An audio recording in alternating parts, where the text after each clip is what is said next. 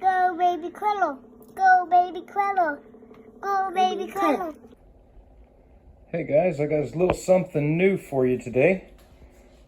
For the last 2 weeks, I've been running some quail eggs through the incubator. They're all stacked up in their rails. And today it's time to go into lockdown. So first off, now that we're getting started here, I wanted to let you know that for lockdown, we need to be prepared. First thing, we get this drawer utility cabinet shelf liner. Gives the chicks a little something to for their feet to grab onto. And before I took this video, I cut a piece just the right size for the inside of the incubator. Doesn't have to be perfect. So we got to come into this prepared because we need to get the chicks back under the heat. The other thing I've got, I like to use little cups inside my incubator. These are just drinking cups that are cut down.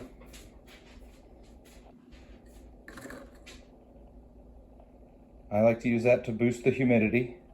And then I'm also ready with some slightly warm, not cold, not hot water, and my janky egg candler. Doesn't have to be anything fancy. This is a washer on a flashlight. The flashlight broke on me a while ago. Why not use the old junk? Usually I use my iPhone camera, the iPhone flashlight. But hey, you guys are on my iPhone right now. So first off, the power cord has been unplugged from the egg turner. I'm going to pull the egg turner out, set our shelf mat, and then we'll candle some eggs just to see viability. These were not from my birds.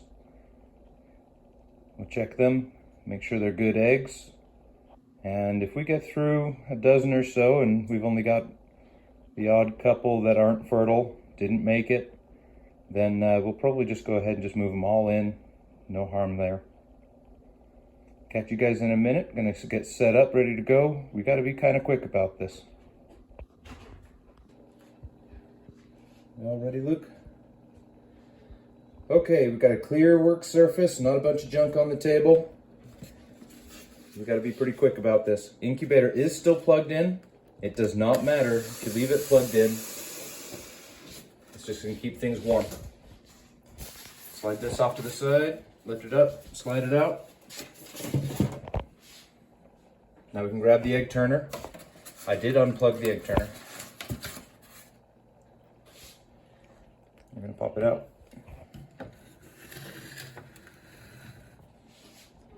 The egg candler ready. First step is we need to take care of the base. Get it ready to go. Looks like I already had some drawer liner in there. I like to replace it each time, even if you forget. I forgot that I had that in there. I'm gonna replace it every time. You notice I have some little water cups in here.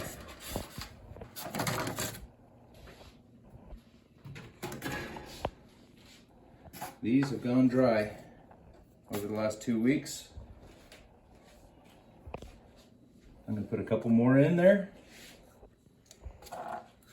Spread them out. They give you these channels here. As you can see, it's kind of scuzzy. They give you these channels to put water into. Thanks, Luke. But they get kind of scuzzy. These are styrofoam incubators. They get kind of nasty. So I've started to use these water cups. That way any hard water mineral deposits can be thrown in the garbage without too much worry. Put a little bit of water in the bottom of each of these. Our goal is to get about 70% humidity in here. It doesn't have to be perfect. And I'm gonna spill some here and there.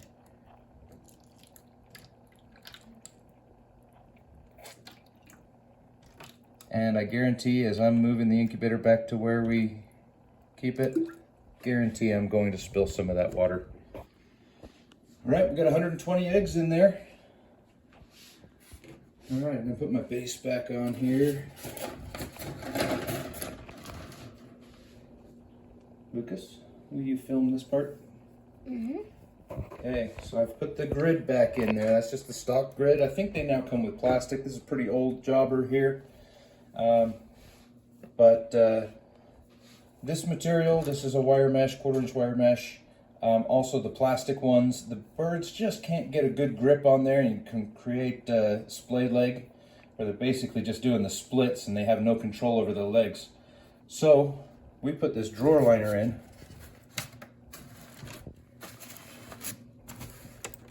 And they've got a little something better to grip onto, and it's perforated so the humidity can kind of flow around in there. This doesn't have to be perfect, we do our best. Okay, next step. I'm gotta be somewhat quick about this. Got my egg candler, hopefully you can see that. It's on, it's just a washer on the end of a flashlight. And I may have to dim the lights, let's see how this works. We can see in pretty well. Now, I am gonna dim the lights so you guys can see what I can see, because I can tell you guys can't see what I'm seeing. Oh, there we go. All right, guys, this is a viable egg. Go ahead and turn out that light, buddy. Nice. This here is a viable egg. You can see the defined. Just put that right over the hole, and you can see that defined edge there. There's a baby in there. I'm gonna check probably about a dozen of these from different areas of the rack here. And if most everything is viable, again, time is of the essence. We need to get these guys back into the humidity. Time is of the essence. So we're gonna check a dozen of these and let you know what we come back with. Be right back. All right, guys, went through 13, 14 of these. One of them was questionable. Just couldn't see inside the egg very well. I'm gonna really quick show you what a non-fertile or undeveloped egg looks like. That whole egg glows. Looks like it may be partially developed, but that is not a viable egg. Show you the one in question. I just can't get a good view on that. In fact, it's looking better now. Can you see that line there where you can see the light comes through and then it stops? That's the chick in there. If you get lucky, you might see a chick move. If you're doing this, you'll watch. Now we need to get move on.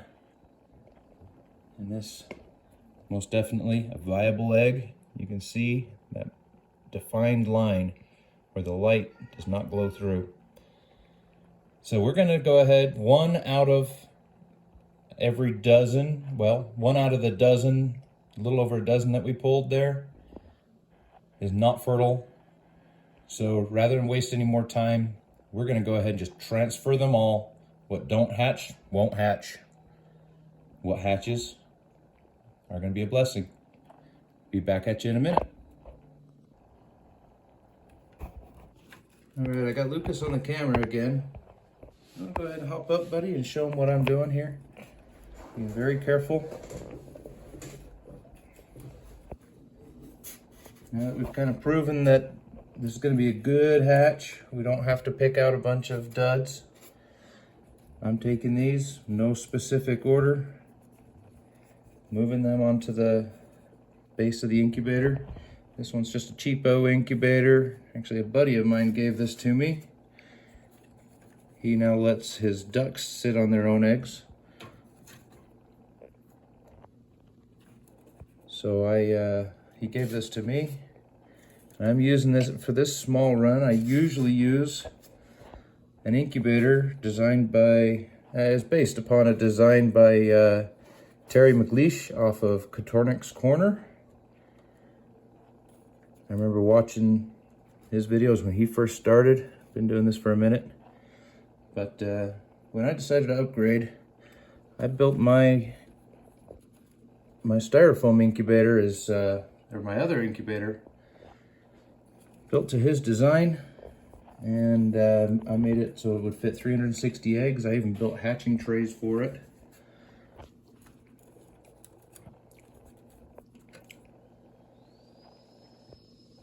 There's my sprinklers coming on, if you can hear that in the background. But yeah, normally I would do 360 eggs at a time, but I'm just getting back into this after taking a 1.5 years off. I sold all my birds when I bought a car that needed a little bit more attention than I could give the birds at the same time, so I prioritized. But everybody in the family has missed having eggs at the ready. Hey, let's have breakfast for dinner. Let's go outside, grab some eggs real quick. It's really handy to have these. I also told the kids that if they sell any of the eggs to any teachers or neighbors, they get the money. Lucas will spend it on Pokemon cards probably. Andrew, maybe he's kind of into the Nintendo Switch. Might get himself a new game or something with the proceeds from some eggs. And I'll probably keep hatching because I love new babies. Go ahead and show them what's going on over here. We're just setting them in there nice and gentle. They don't have to be standing upright or anything. We're just laying them down. So we'll wrap that part up and put the incubator back together. And hopefully in a couple of days we'll have chicks. So incubator, 99.5 degrees Fahrenheit.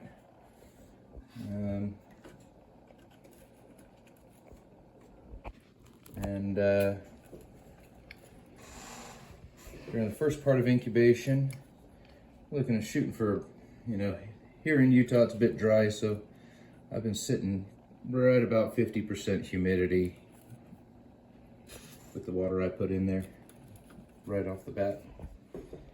But for hatching, we're going to go 70% humidity.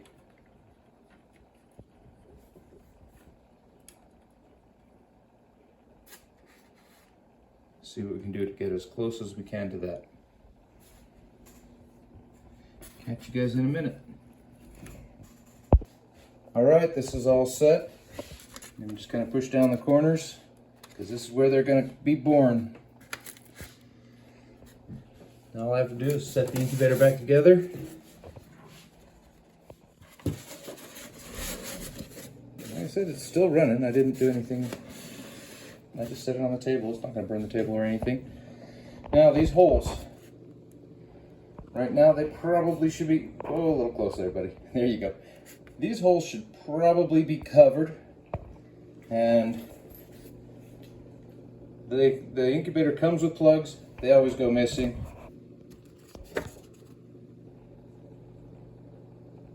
We'll watch Roosevelt. Hey, steal my money. We'll watch Roosevelt. Roosevelt will watch over that one. Thomas Jefferson will look over the one in the back.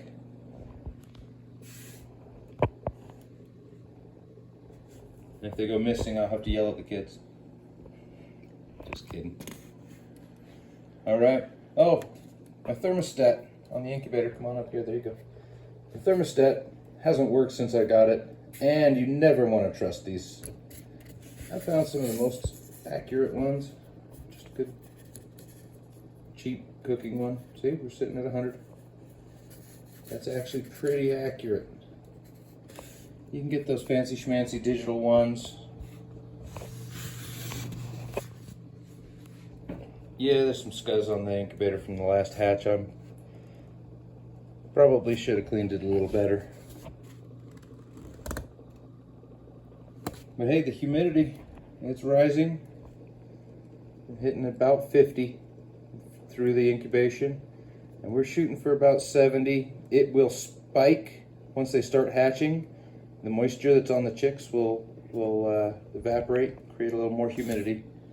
But that's good. Prevent the chicks from getting stuck inside their shells. So there's a membrane in there that if it dries out while they're trying to hatch, they'll get what's called shrink wrapping. And it essentially bags the chick and they can't break through it.